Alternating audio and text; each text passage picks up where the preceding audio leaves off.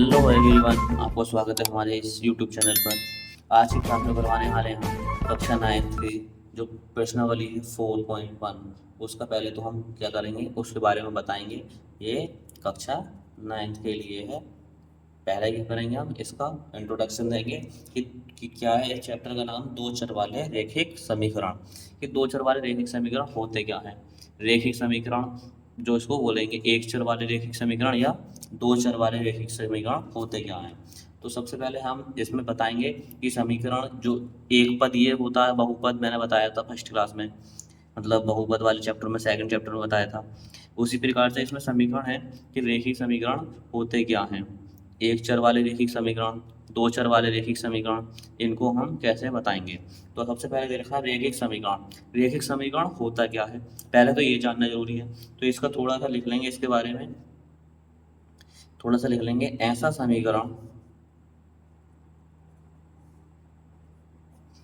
समीकरण जिसमें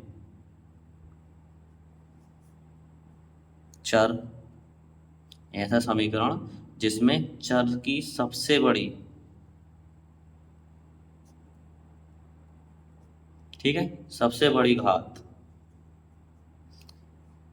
एक होती है।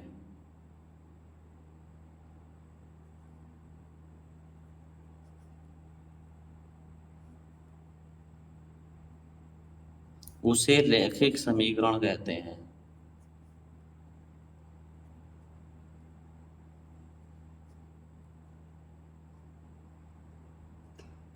मतलब क्या दे रखा है, ऐसा समीकरण जिसमें चर की पावर एक होती है, उसकी पावर एक होगी।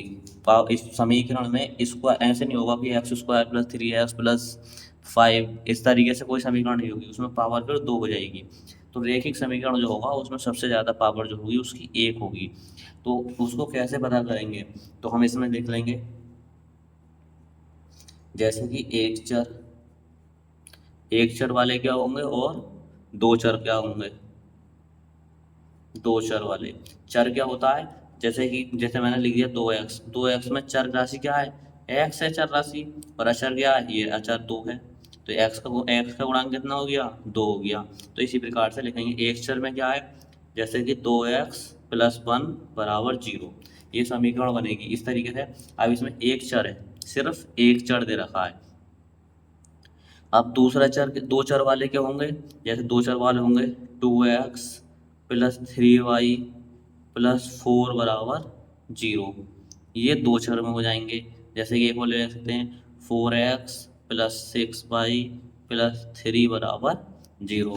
तो इसमें कितने चर हैं, एक चर दो चर, x और y, तो दो चर हो गए इसमें। तो जैसे कि अब इसके दो चर हो जाएंगे। अब गुणांक की बात करते हैं, ऐसे गुणांक में आते हैं। तो इसका क्या करेंगे, जर्नल फॉर्म देखेंगे इसकी।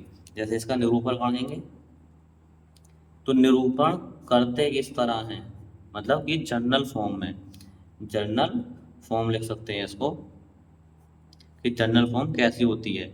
मतलब कि अगर हमें समीकरण दे रखा है तो एक्स और वाई के मान हम किस, ए और बी की फॉर्म में होगा, एक्स और वाई के मान निकालेंगे तो किस तरीके से हम कर सकते हैं।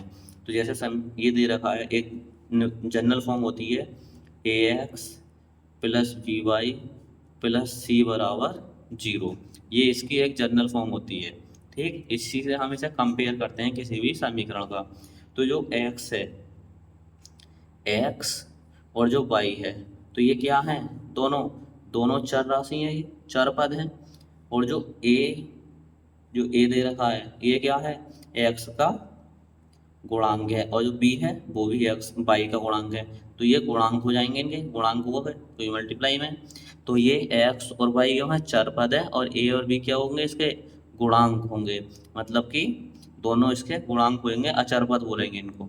तो सी में क्या है, सी एक, इसके साथ कोई वेरिएबल नहीं है, ना एक्स ना वाई है। तो ये क्या हो जाएगा, यहाँ पर एक अचर पद होगा।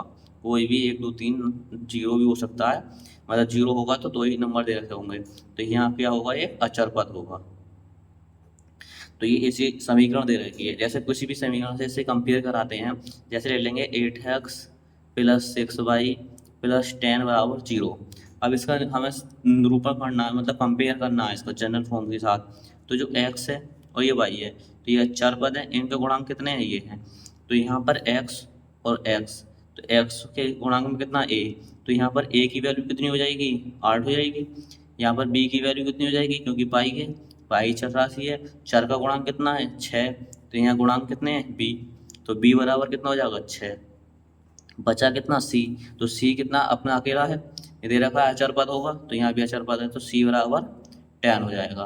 तो इस तरीके से हम इसकी कंपेयर कर सकते हैं, क्योंकि ये दोनों जो पद होंगे x और y ये चर पद होंगे, इनके गुणांक ही निकालेंगे। इनके गुणांक किस तरीके से निकालेंगे, कंपेयर करके इस वाली समीकरण से इस समीकरण की कंपेयर करेंगे। तो इस तरीके से हम हल कर सकते हैं इसको। जैसे हल करने का तरीका बताता हूँ, लिख लेंगे रैखिक समीकरण के हल। तो इसके कुछ हल हैं, तो दे सकते हैं रैखिक समीकरण के दो हल हो सकते हैं। जैसे कि मतलब कितने भी हल हो सकते हैं, देखते हैं अभी। दो चरों, कुछ इसकी लिख लेते हैं थोड़ी सी डेफिनेशन के रूप में, दो चरों वाले रैखिक समीकरण के अपरिमित रूप से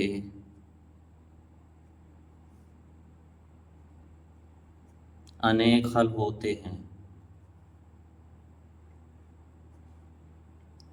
मतलब कि कह सकते हैं कि इसके अपरिमित रूप से अनेक हल होंगे। किस प्रकार होंगे ये भी देखते हैं। जैसे देखते हैं कि x प्लस 2y माइनस 6 बराबर 0, ठीक, ये होगा।